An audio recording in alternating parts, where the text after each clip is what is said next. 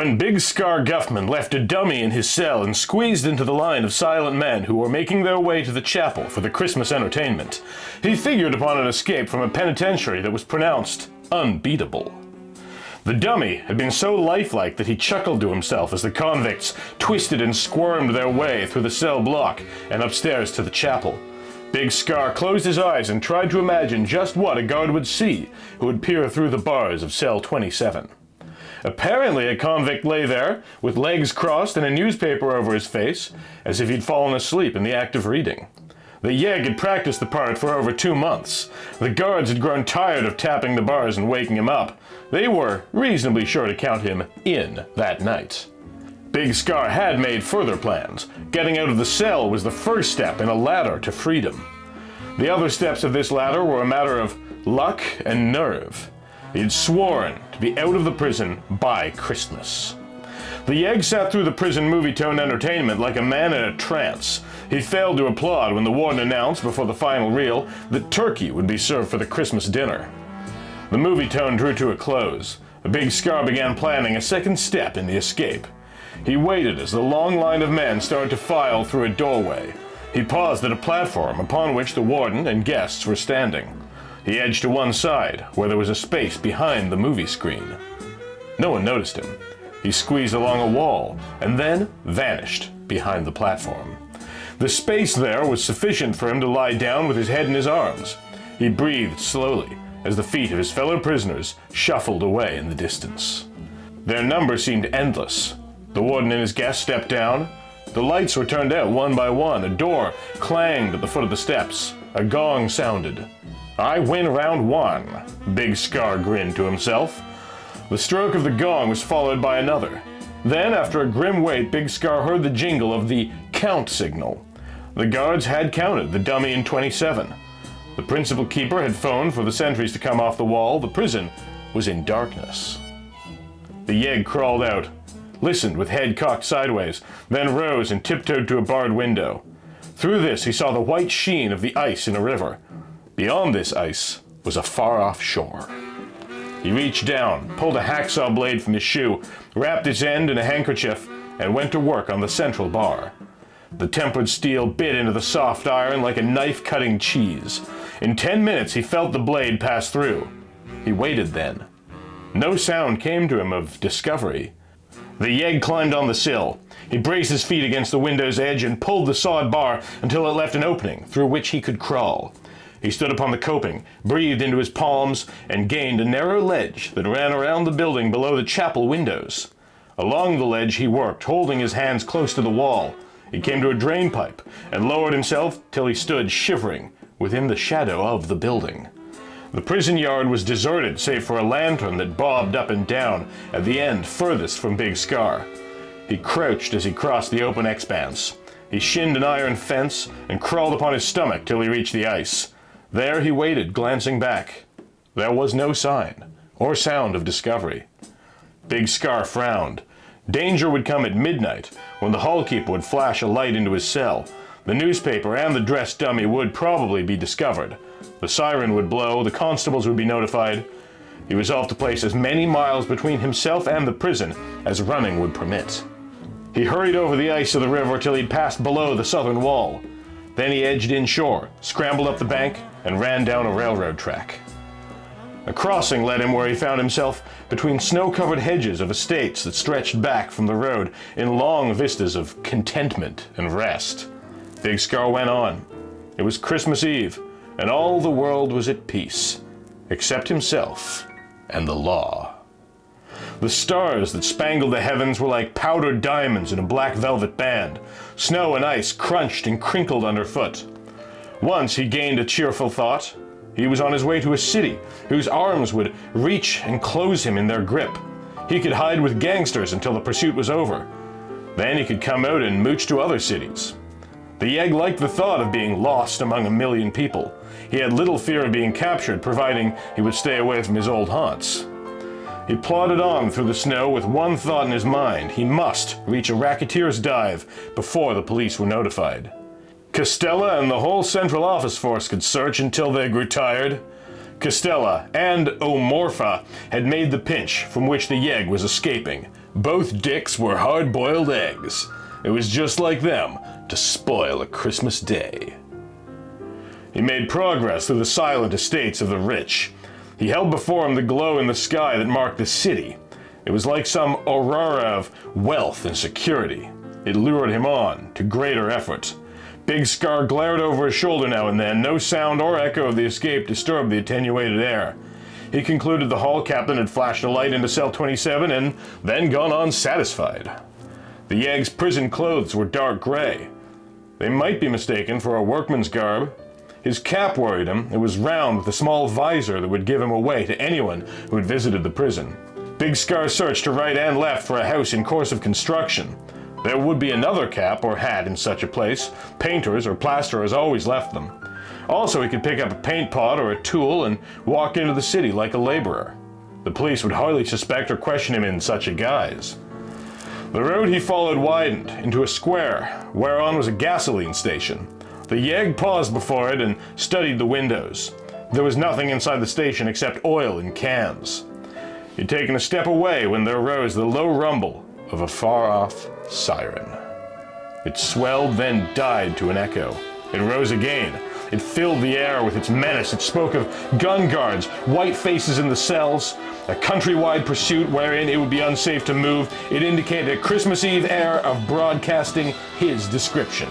Big Scar ran as he had never run before. He charged along a road as if all the furies in the world were after him.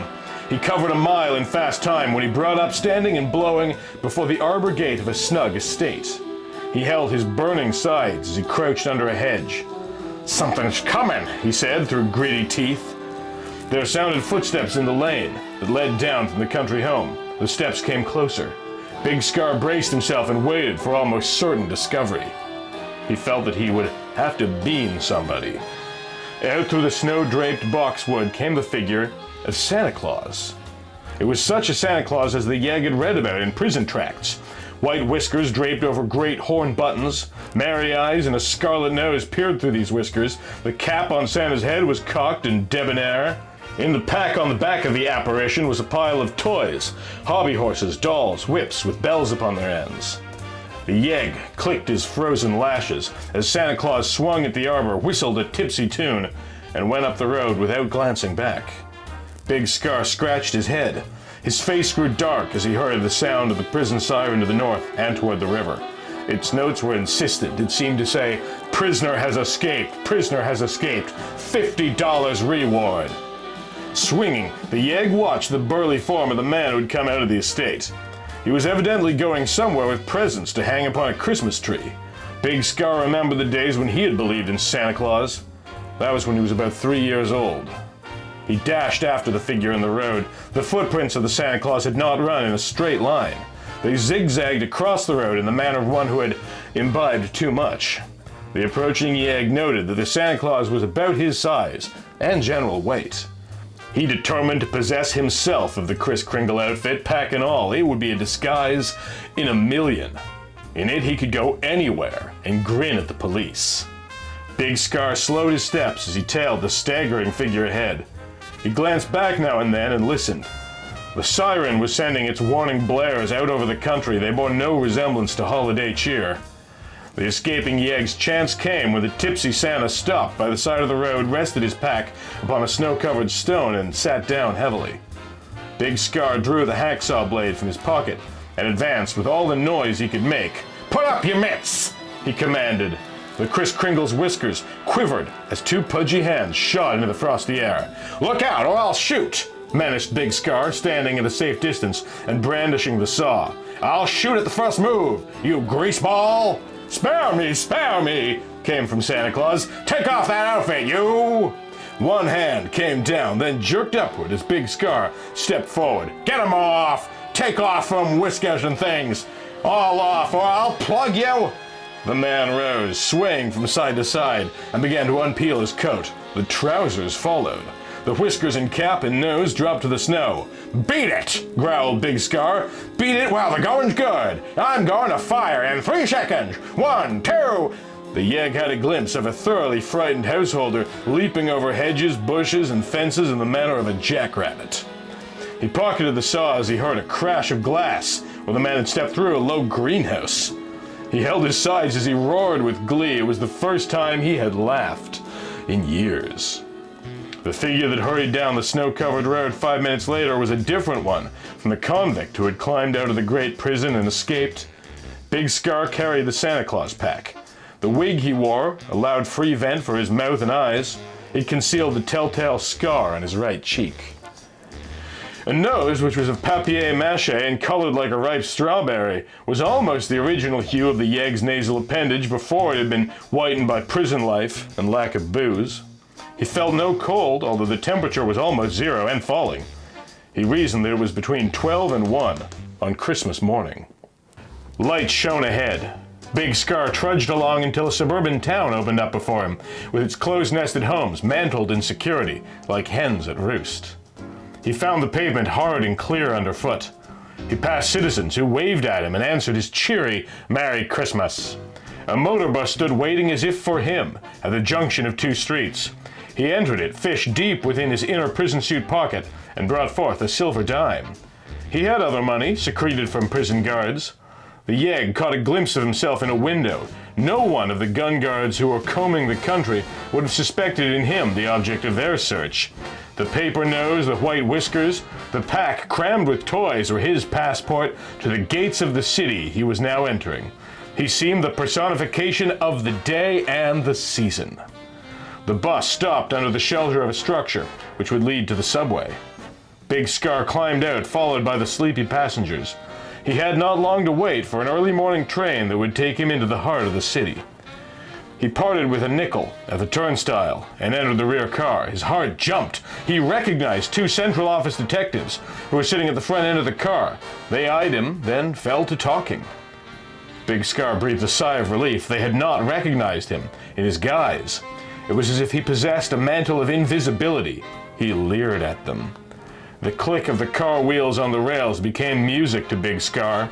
He longed to take off the gigantic red nose and breathe more freely. He looked around to see if he could possibly roll a drunk for a bottle. The Yegg saw moving pictures of stations crowded with well-garbed merrymakers, white walls that blazed with familiar advertisements, and displays of food posters that made his mouth water. He crouched closer into his seat and glanced about the car. It was empty except for the 2 Central Office men who were in the further end. One of these men had a turkey under his arm. Big Scar tightened his belt. He lifted his Kris Kringle pack and examined its contents. There were toys enough in it to stock a nursery or to grace a large Christmas tree. At its bottom, the Yegg felt boxes of dates and candy and twisted paper things that would explode when they were drawn apart. He crammed them deeper within the pack, swung it upon his shoulder, and waited. The Central Office dicks rose at a station. They braced themselves as the train came to a grinding halt, then hurried out on the platform. They had not suspected him. He stood erect as the train gained speed. The next station would be the one he wanted to get off at. He stood in the vestibule with cool nerve. The train drew up, he stepped to the platform and hurried up a stairway to the familiar street. Down this he walked briskly, his eyes glinting. He was free. He was disguised to perfection. He felt like one of the wise men of the East, bringing gifts to the Magi. The Yegg recognized the landmarks as he passed into another and meaner street. There was O'Connor's speakeasy. Its front door was closed. He could see the long, shining bar with the frosted mirror behind, and underneath this a row of black bottles. A bartender came from the rear. A light shone there. A crowd sat at the tables drinking beer and whiskey. A pal or two might be celebrating there. He hesitated as he passed the saloon. He was of a mind to try the side entrance, stalk in on the gang and surprise them. Possibly they were talking of his escape at that very moment. He mooched on. He feared a stool pigeon. Suddenly, near a hiding place where he wanted to secrete himself, he saw 2 lurking forms. He felt the grip of a nameless something at his heart. He steeled himself, as he had often done in days gone by. The 2 forms were fly mugs. He felt sure that they were waiting for him. He went boldly by them and recognized Costella and his side partner, O'Morpha. They had made the pinch at the bank. They knew of his escape. "Can't be him," Costella said cautiously. "I ain't so sure. He's about due. And that outfit? Why, that's some mission stiff with a pack of toys. Take another gap at him, O Marfa. An alley behind the Huber Museum was a familiar getaway for the yegg. He had once or twice taken that route when dodging the coppers. He remembered a barred window high up through which an agile man might break into the museum. Once before he'd considered doing so. He'd given up that plan, realizing that wax and plaster and paste jewels worn by some of the effigies were not negotiable with fences. He reached the spot beneath the window. No one was in the alley. It was too early for anyone save festive souls to be stirring. The sun had not yet struck across the roofs or broken through the nipping mist. The yegg sprang for the window's sill, secured a grip, drew himself on the ledge, braced a knee, and yanked at the center bar of the window. It was of rusty iron. It gave where lead had been poured into the stone. Again, he braced his knees, adjusted the Santa Claus pack, and bent the bar out of the way. Then he jerked at the sash, which came up with a shower of dust and cobwebs. Big Scar peered inside the museum. He saw storerooms, walls, canvas frames, crates of excelsior, and barrels of plaster of Paris. A door led from the storeroom to the museum proper. This door was slightly ajar. "Ah, nifty hiding place," the yegg said, as he dropped to the floor and drew down the sash after straightening the iron bar. "Here's where I smash those fly mugs if they are still trailing me." He realized that there was a watchman or two within the museum. There also might be a charwoman at work scrubbing floors. Big Scar's mind was made up. He wanted one more try at freedom. He opened the door that led from the storeroom and crouched like an ape, ready to spring on someone. His shaggy brows worked up and down as he squinted uncertainly in his efforts to pierce the gloom of the Chamber of Horrors. His papier-mâché nose came loose. A uniformed guard stood leaning against a display case, almost in the center of the museum. The sight of the gold-braided uniform roused the yegg's anger like a sudden slap in the face. He ground his teeth and made ready for a leaping spring. Prison screws and coppers were the yegg's particular meat. He covered the distance like a tiger. The blow he struck the watchman would have slain a giant. Big Scar's fist went through a wire frame and plaster. The watchman was an image designed to confuse visitors. This image crumpled to the floor and lay prone. The yegg stared around and saw 100 wax faces making mock of him. Marie Antoinette, Danton, Napoleon, Josephine, Jesse James, Jack the Ripper, and Chapman were enjoying the occasion. Between two booths filled with effigies, the yegg discerned himself a Santa Claus with a pack of toys. He set about his task of destroying the effigy. He crushed the figure's head, stamping at the powder beneath his prison-made shoes. The noise he made was slight. He pressed the exhibit into an unrecognizable mass. He examined the suit on the figure. The proprietor of the museum, always a stickler for detail, had clothed the effigy in a woolen suit, big buttons, gaudy tie, and flashing shirt. This outfit was a ringer for the one Big Scar wore. He sat down and listened for sounds while he donned a pair of real leather shoes. There came a sudden sound at the front of the museum that indicated guards were unlocking doors. A whistle shrilled through the building. Another sound came from the rear, near the storeroom. "Caught!" thought Big Scar. "I'm surrounded. Maybe they heard me. Maybe them coppers tipped me off to the guards." He got up and looked about him. He realized that it would be well to conceal the evidence of destruction.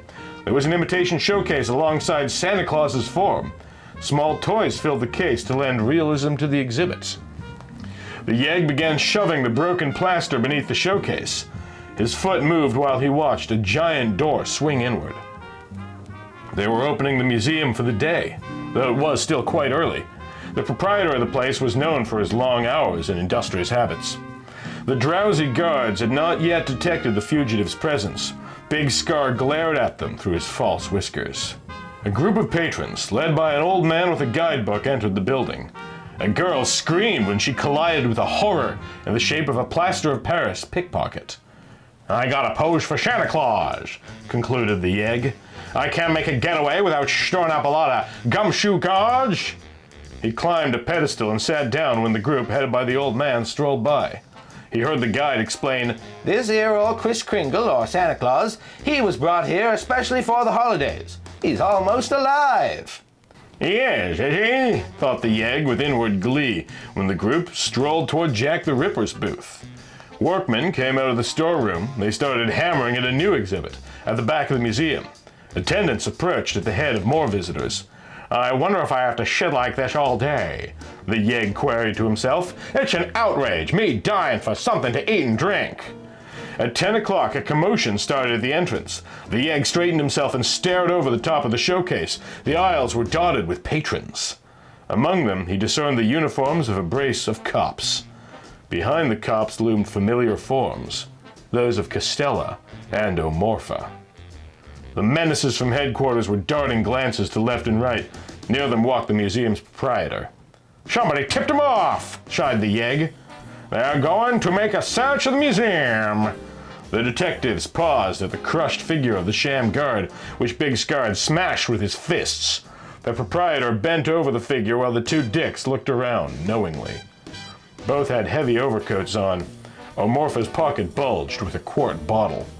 Big Scar smacked his lips. His nose itched. "I hope they don't connect me with beating the guard," he grinned. His hopes were set at rest. The two detectives shook their heads.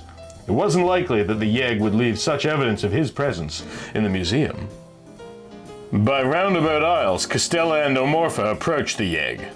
The bloodhounds from headquarters were making a thorough search of the museum. They sized up everybody, questioned guards and workmen, looked behind gruesomely painted curtains. They neared Santa's booth, followed by the museum's proprietor. "This," explained the manager, "is for the kids. See, he's loaded with toys. We'll give them away tomorrow, or maybe this afternoon if the crowd is thick enough." A cold feeling went up and down Big Scar's spine. He held himself in position with a mighty effort. He felt Costella's sharp eyes on his back. Omorpha remarked dryly, "It's a rotten imitation of Santa Claus. Hey, Costella, don't look lifelike." Costella replied, "No resemblance. When they do these things, why don't they do them proper? Why don't they make the effigies true to nature?" The dicks moved on. Cold sweat stood out on Big Scar's brow. It had been a close touch and go between him and liberty. He was afraid to turn his head and watch the two detectives. A diversion came at noon, when a group of children led by a teacher filed into the museum. The children all carried boxes or baskets. One boy perched himself near the Santa Claus booth and opened his box. He devoured most of the contents, finally taking out a piece of pie. The yegg, who had eaten nothing since escaping, glared at the pie. He leaned toward it, then hesitated. The boy laid half the pie on top of the lunchbox and went for a glass of water. Big Scar selected a present from his pack and rose from his chair. Temptation and hunger steeled the yegg's nerve. The sight of his favorite pie made the risk seem small. He got the portion and thrust it into his mouth. He rubbed his soiled whiskers and resumed his position in the chair. A cry went through the aisles of the museum when the boy returned and missed the pie.